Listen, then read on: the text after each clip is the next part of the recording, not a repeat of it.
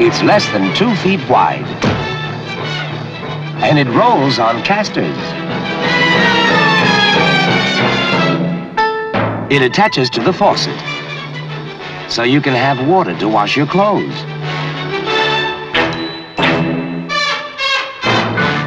And it rolls on casters. It has 2 speeds, and it rolls on casters.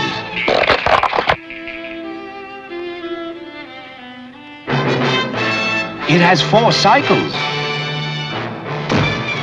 and it rolls on casters. But the nicest thing about this Whirlpool automatic washer is that you can have it installed permanently, and then it doesn't roll on casters.